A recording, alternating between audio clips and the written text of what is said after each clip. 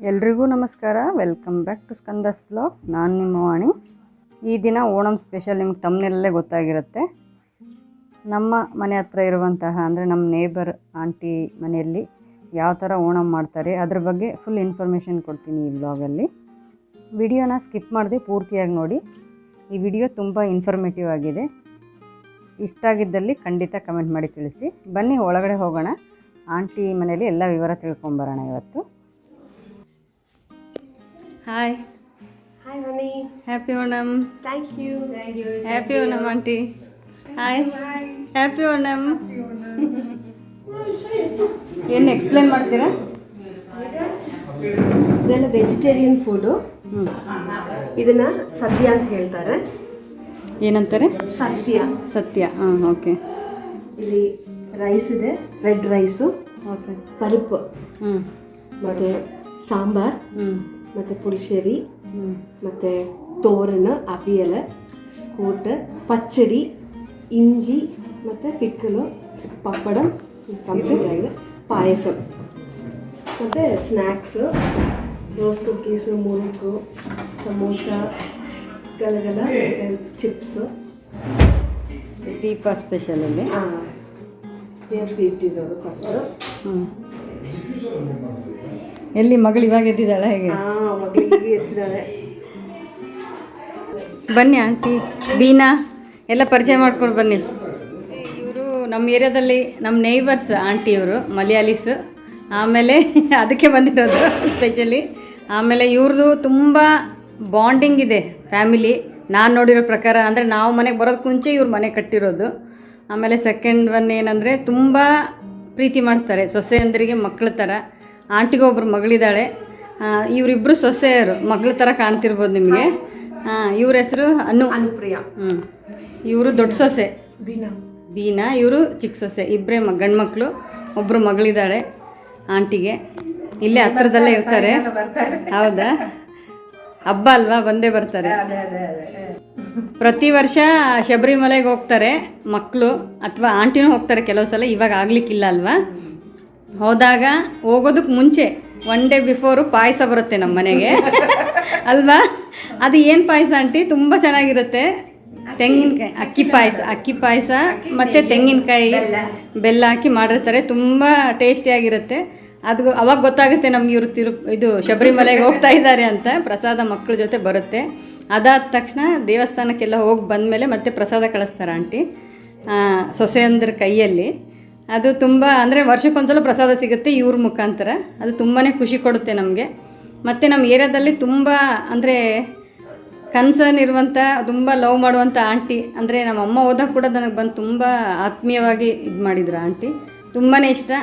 ಅದನ್ನು ನಾನು ಹೇಳೋಕ್ಕೆ ಇಷ್ಟಪಡ್ತೀನಿ. ತುಂಬಾ ಖುಷಿ ಆಗುತ್ತೆ ಈ ಆಂಟಿ. ಅಂದರೆ ಓಣಿಯಲ್ಲಿ ನಮ್ಮ ಏರಿಯಾದಲ್ಲಿ ತುಂಬ ಎಲ್ಲರ ಜೊತೆ ತುಂಬಾ ಚೆನ್ನಾಗಿದ್ದಾರೆ. ಯಾವಾಗಲೂ ಸ್ಮೈಲಿಂಗ್ ಫೇಸು. ಓಣಂ ಬಗ್ಗೆ ಯಾರಾದರೂ ಒಬ್ರು ಹೇಳಿ. ಅಂದರೆ ನನಗೆ ಪೂರ್ತಿಯಾಗಿ ಗೊತ್ತಿಲ್ಲ, ರಂಗೋಲಿ ಹಾಕೋದೊಂದೇ ಗೊತ್ತಿದೆ ನನಗೆ. ಆಮೇಲೆ ತುಂಬ ಮಾಹಿತಿ ಇಲ್ಲ ಅದ್ರ ಬಗ್ಗೆ. ಗೊತ್ತಿಲ್ಲದಿರೋ ವ್ಯೂವರ್ಸಿಗೆ ಕೂಡ ಅಂದರೆ ಗೊತ್ತಾಗುತ್ತೆ. ಅದ್ರ ಬಗ್ಗೆ ತಿಳ್ಕೊಂಡ್ರೆ ಒಂದು ಸಂಪ್ರದಾಯ ಗೊತ್ತಾದರೆ ಇಂಡಿಯಾದಲ್ಲಿದ್ದು ಎಲ್ಲ ಕಲ್ಚರು ನಮಗೆ ಗೊತ್ತಿರಬೇಕು. ನಾವೇನು ಪಾಲಿಸದೇ ಇದ್ದರೂ ಮಾಡೋರ ಹತ್ರ ತಿಳ್ಕೊಳ್ಳೋದು ಇರುತ್ತಲ್ವ. ಹಾಗಾಗಿ ಏನು ಗೊತ್ತಿದೆ ನಿಮಗೆ, ಗೊತ್ತಿರುತ್ತೆ ನಿಮ್ಮ ಹಬ್ಬದ ಬಗ್ಗೆ, ಹೇಳಿ ಅದ್ರ ಬಗ್ಗೆ. ಓಣಂ ಅಂದರೆ ಬೇಸಿಕಲಿ ಅದು ಹಾರ್ವೆಸ್ಟ್ ಫೆಸ್ಟಿವಲ್ ಅಂತಲೇ ಹೇಳ್ತಾರೆ. ಓಕೆನಾ? ಮತ್ತು ಅದ್ರ ಹಿಂದೆ ಇನ್ನೊಂದು ಕಥೆನೂ ಇದೆ. ನಮಗೆಲ್ಲ ಗೊತ್ತಿರಬೇಕಲ್ಲ, ಕಿಂಗ್ ಮಹಾಬಲಿ, ಬಲಿ ಚಕ್ರವರ್ತಿ ಅಂತ. ಅದು ದೀಪಾವಳಿ ಟೈಮಲ್ಲೂ ಅವ್ರದ್ದು ಕತೆ ಬರುತ್ತೆ. ಸೇಮ್ ಆ ರಾಜ ಇದ್ದಾಗ ಅವ್ರು ಅಷ್ಟು ಕೃತ್ಯನಿಷ್ಠೆ, ಸತ್ಯಸಂಧತೆ ಇರೋ ರಾಜ ಅವರು. ಸೊ ಅವರು ಇರಬೇಕಾದ್ರೆ ಆ ವಾಮನನ್ ಸ್ಟೋರಿ ಬರುತ್ತಲ್ಲ, ಆ 3ನೇ ಅಡಿ ಅವರು ಆ ಕಿಂಗ್ ತಲೆ ಮೇಲೆ ಇಡ್ತಾರಲ್ಲ. ಸೊ ಹೋಗೋಕ್ಕಿಂತ ಮುಂಚೆ ಅಂದರೆ ತಲೆ ಮೇಲೆ ಇಡ್ತಾರೆ ಅಂದರೆ ಪಾದ. ನಾನು ಫೋಟೋಸ್ ನೋಡಿರೋ ಪ್ರಕಾರ ಕೇಳ್ತಾ ಕರೆಕ್ಟಾ? 3 ಅಡಿ ಮಣ್ಣು ಅದೇ ಅದಕ್ಕೆ 3ನೇ ಕಾಲಕ್ಕೆ ಜಾಗ ಸಿಕ್ಕಿಲ್ಲ, ಅದಕ್ಕೆ ಅದ್ರ ತಲೆ ತೋರಿಸಿ. ಸೊ ವಾಮನ ಕೈಲಿಂದ ಅವರು ಪಾತಾಳಕ್ಕೆ ಹೋಗ್ತಾರಲ್ಲ. ಸೊ ಹೋಗೋಕ್ಕಿಂತ ಮುಂಚೆ ಒಂದು ವರ ಕೇಳ್ತಾರಂತೆ. ನಾನು ಎಲ್ಲ ವರ್ಷ ಬಂದು ನನ್ನ ಜನನ ಇಲ್ಲಿ ನೋಡ್ಕೊಂಡು ಹೋಗ್ಬೇಕು, ಅದಕ್ಕೆ ಒಂದೇ ಒಂದು ಅವಕಾಶ ಮಾಡಿಕೊಡಿ ಅಂತ. ಸೊ ಆ ಹಬ್ಬ ಅವರು ಬರೋದನ್ನ ನಾವು ಸೆಲೆಬ್ರೇಟ್ ಮಾಡೋದೇ ಓಣಂ ಅಂತ ಇನ್ನೊಂದು ಕತೆ ಆ್ಯಕ್ಚುಲಿ. ಸೊ ಅದಕ್ಕೋಸ್ಕರನೇ ಆ ಹೂವು ಅದನ್ನೆಲ್ಲ ಹಾಕಿ ಈ ಸದ್ಯ ಅಂತಾರಲ್ಲ ಈ ಫೀಸ್ಟ್ ಎಲ್ಲ ಮಾಡಿ ಅವರನ್ನ ವೆಲ್ಕಮ್ ಮಾಡೋದು basically. That is Onam. Very nice. ಆದ್ರೆ ಅವ್ರಿಗೆ ಬಂದು ನೋಡುವಾಗ ಯಾರಿಗೂ ಕಷ್ಟ ಇರಬಾರದು, ಎಲ್ಲರೂ ಖುಷಿಯಾಗಿರ್ಬೇಕು, ಖುಷಿ ಸಂಭ್ರಮ ಆಗ್ಬೇಕು. ಅದಕ್ಕೆ ಈ ತರ ಎಲ್ಲ ಮಾಡೋದು. ರಂಗೋಲಿ ಬಗ್ಗೆ ಏನು ಐಡಿಯಾ ಇಲ್ಲ ನನಗೆ. ಅದ್ರ ಹೆಸರು ಅತ್ತಪೂ ಅಂತಾರೆ, ಇಲ್ಲಾಂದ್ರೆ ಪೂಕಳಂ ಅಂತಾರೆ. ಒಂದೊಂದು ರೀಜನಲ್ಲೂ ಒಂದೊಂದು ಥರ ಹೆಸರು ಇರುತ್ತೆ. ಸೊ ಇದು ಬಂದ್ಬಿಟ್ಟು ಓಣಂಗಿಂತ 10 ದಿನ ಮುಂಚೆ ಶುರುವಾಗತ್ತೆ. ನಮ್ಮ ಇದರಲ್ಲಿ ಆ ನಕ್ಷತ್ರ ಇದೆಯಲ್ಲ ಅತ್ತಮ್ ಅಂತಾರೆ ಅದಕ್ಕೆ, ಆ ನಕ್ಷತ್ರ ದಿನ ಸ್ಟಾರ್ಟ್ ಆಗುತ್ತೆ. ಸೊ ಒಂದೇ ದಿನ ಒಂದೇ ಒಂದು ರೌಂಡ್, ಒಂದೇ ಒಂದು ವೆರೈಟಿ ಹೂ ಹಾಕ್ತಾರೆ. ಹೋಗ್ತಾ ಹೋಗ್ತಾ 2, 3 ಹಂಗೆ ಅಂದ್ರೆ ಕಲರ್ಸ್ ಫ್ಲವರ್.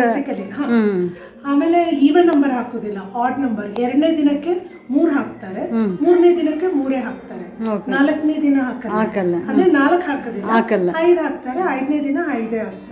ಅದೇ ತರ 11th ಡೇ ವರ್ಗೂ ಬರುವಾಗ ಆ ಲಾಸ್ಟ್ ಡೇನೆ 10th ಡೇ ಬರ್ಬೇಕಾದ್ರೆ ದಿನಾನೇ ಓಣಂ ಬರೋದು.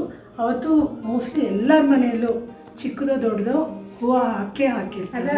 ಅವತ್ತು ಕಲರ್ಸ್, ಅವತ್ತು ಎಷ್ಟು ಕಲರ್ಸ್ ಫ್ಲವರ್ಸ್ ಅಂದ್ರೆ ಸಿಗೋದನ್ನೆಲ್ಲ ಹಾಕ್ತೀವಿ. ಎಷ್ಟು ದೊಡ್ಡದು ಮಾಡಕ್ಕಾಗುತ್ತೋ. ತುಂಬಾ ಚೆನ್ನಾಗಿದೆ ಅದು. ಅದ್ರಲ್ಲೇ ಬಂದು ಓಣ ಅವತ್ತು ಕ್ರಿಶ್ಚಿಯನ್ಸ್, ಮುಸ್ಲಿಮ್, ಹಿಂದೂಸ್ ಎಲ್ಲರೂ ತುಂಬಾ ಸೆಲೆಬ್ರೇಷನ್ ಮಾಡ್ತಾರೆ. ಇದು ಬಂದ್ಬಿಟ್ಟು ಬೇಸಿಕಲಿ ಹಿಂದೂ ಫೆಸ್ಟಿವಲ್ ಅಲ್ಲ. ಆ ಕಿಂಗ್ ಬರ್ಬೇಕಾದ್ರೆ ನನ್ ಜನ ನೋಡ್ಬೇಕು ಅಂತ ಮುಂಚೆ ಎಲ್ಲಿದ್ರು, ನಾವು ಜಾತಿ ಏನೂ ಇರ್ಲಿಲ್ಲ. ಹೌದು. ಸೊ ಇಡೀ ಕೇರಳನಲ್ಲಿ ಯಾರ್ಯಾರು ಇರ್ತಾರೋ ಎಲ್ಲರೂ ನನ್ ಮಕ್ಳು ತರ ಅವ್ರು ನಾನ್ ಬರ್ಬೇಕಾದ್ರೆ ಸಂತೋಷವಾಗಿರ್ಬೇಕು ಅಂತ. ಸೊ ಕ್ರಿಶ್ಚಿಯನ್ಸ್ ಸೆಲೆಬ್ರೇಟ್ ಮಾಡ್ತಾರೆ. ಅಂದ್ರೆ ಆ ಊರಲ್ಲಿ ಕೇರಳದಲ್ಲಿ ಸ್ಟೇಟ್ ಅಲ್ಲಿ ಯಾರ್ಯಾರು ಇದ್ದಾರೋ ಎಲ್ಲ ಜನರು, ಅದ್ರ ಜಾತಿ ಭೇದ ಆ ಥರ ಏನೂ ಇಲ್ಲ. ಅದು ಗುಡ್ ಅದು ಆ್ಯಕ್ಚುಲಿ. 10 ದಿನದ್ದು ಫ್ಲವರ್ಸ್ ಫೋಟೋಸು ನೀವು ಮುಂದೆ ನೋಡ್ಬೋದು. ಓಕೆ, ನನಗೆ ಶೇರ್ ಮಾಡಿ, ನಾನು ಇದ್ರಲ್ಲಿ ಹಾಕ್ತೀನಿ, ಎಲ್ಲರೂ ನೋಡ್ತಾರೆ. ಅಂದ್ರೆ ಒಂದೊಂದು ದಿವಸದ್ದು ಒಂದೊಂದು ಯಾವ ಥರ ಹಾಕಿದ್ದೀರಾ ಅಂತ. ಅಮ್ಮ ಪಾಯಸ ಅಮ್ಮ.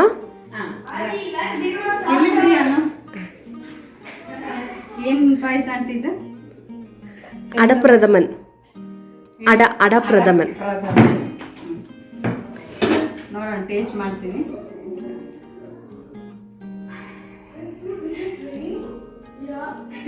ತುಂಬ ಸ್ವೀಟ್ ಆಗಿದೆ. ಕರೆಕ್ಟಾಗಿದೆ. ಕಾಯಿ ಹೋಳುಗಳು ಹಾಕಿದ್ದೀರಾ, ಸಬ್ಬಕ್ಕಿ ಹಾಕಿದ್ದೀರಾ, ಮುಂದ್ರಿ, ಕ್ಯಾಶ್ಯೂ, ಸಾಬುದಾನ, ಕ್ಯಾಶ್ಯೂ ಇದೆ, ಕ್ಯಾಶ್ಯೂ ಇದೆ, ಬೆಲ್ಲ ಇದೆ, ಕೊಬ್ಬರಿ ಇದೆ, ಗೊಬ್ಬರ ಇದೆ. ಆಮೇಲೆ ಇದು ಹಾಲಲ್ಲೇ ಮಾಡಿದ್ದೀರಾ ಅನ್ಸುತ್ತೆ ಅಲ್ವಾ? ಇದು ಗೊಬ್ಬರ, ತೆಂಗಿನಕಾಯಿ ನೋಡಿ. ರೈಸ್ ಅಡ. நைஸ் சாதா. என்ன சொல்றது? ரைஸ் அடா. ரைஸ் அடா. ரைஸ் அடா. ரைஸ் ಅಡ ಅದು ರೈಸಲ್ಲೇ ಮಾವು ಮಾಡಿ, ಮಾವು ಅದಲ್ಲೇ ಅಡ ಮಾಡೋದು. ಅದೇ ಹಿಟ್ಟು ಕಲಿಸ್ಬಿಟ್ಟು ಅದು ಪೀಸ್ಗಳು ಮಾಡಿ ಕಟ್ ಮಾಡಿ ಅದು ಇದು ರೆಡಿಮೇಡ್ ಸಿಗುತ್ತೆ. ಹೋಗು, ಚೆನ್ನಾಗಿದೆ, really yummy.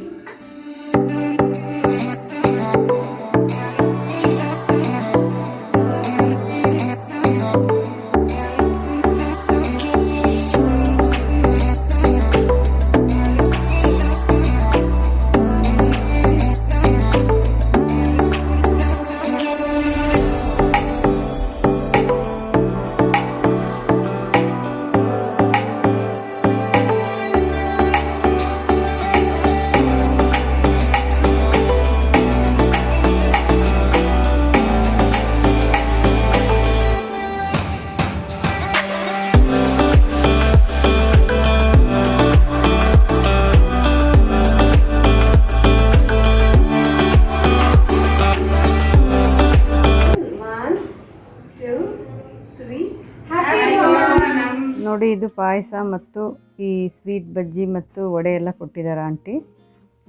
Onam special. Previous ಬ್ಲಾಗಲ್ಲಿ ಹೇಳಿದ್ದೆ ಇದ್ರ ಬಗ್ಗೆ ಹೇಳ್ತೀನಿ ಅಂತ. ಆಂಟಿ ಕೊಟ್ಟಿದ್ದು ಈ ಸ್ವೀಟ್ಸ್ ಬಂದು ಒಂದೆರಡು ತಿಂದುಬಿಟ್ಟಿದ್ದಾರೆ ನಮ್ಮ ಮಕ್ಕಳು. ಪಕ್ಕದ ಮನೆಯಲ್ಲಿ ಗಂಡು ಮಗು ಆಗಿದೆ, ಆನಂದ್ ಪ್ರೀತಿಗೆ ಗಂಡು ಮಗು ಆಗಿದೆ. ಅದಕ್ಕೆ ಅವ್ರು ಸ್ವೀಟ್ ತಂದು ಇವತ್ತೇ ಕೊಟ್ಟಿದ್ದಾರೆ. ನಮ್ಮ ಮನೆಯವ್ರ ಬರ್ತ್ಡೇಗೆ ಅದಕ್ಕೆ ನಾವು ಸ್ವೀಟ್ ಮಾಡಿಲ್ಲ. ನಾನು ನಿಮ್ಮ ಮನೆಯಲ್ಲಿ ಓಣಂ ವ್ಲಾಗ್ ಮಾಡ್ಬೋದಾ ಅಂತ ಕೇಳಿದಾಗ ಒಂದೇ ಮಾತಿಗೆ ಓಕೆ ಮಾಡಿದ ಅನು ಆಂಟಿ ಮತ್ತು ಬೀನಾಗೆ ತುಂಬ ಥ್ಯಾಂಕ್ಸ್ ಹೇಳ್ತಾ ಈ ವ್ಲಾಗ್ ಇಲ್ಲಿಗೆ ಎಂಡ್ ಮಾಡ್ತಾ ಇದ್ದೀನಿ. Thank you so much.